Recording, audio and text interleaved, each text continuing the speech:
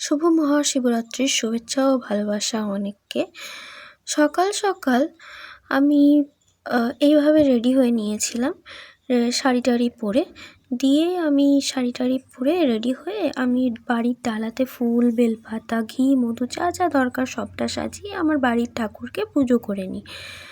বাড়ির ঠাকুরকে পুজো করার পর মায়ের সাথে আমি বেরিয়ে পড়েছিলাম টোটো করে পিয়ালা কালীবাড়ির উদ্দেশ্যে। পিয়ালা কালীবাড়িতে পৌঁছানোর পর একটু ভিড় ছিল, তখন আমি দেখলাম ক্যান্ডিড মা কয়েকটা ছবি তুলে নিয়েছে এবং আমি তারপরে শিব ঠাকুরকে পুজো করে নিলাম।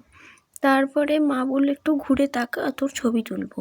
আমি দেখলাম, তারপরে ছবি তোলা হলো। তারপরে আমি পিয়ালা কালীবাড়ির মাকে পুজো করে নিলাম। বাবার পুজো, সেখানে মায়ের পুজো না হলে কি হয়।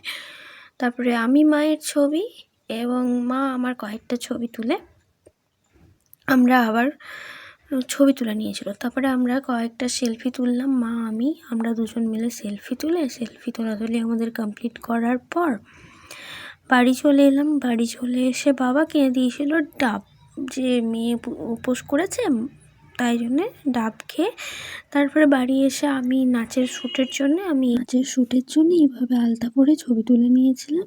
তারপরে আমার আজকের মতো দিন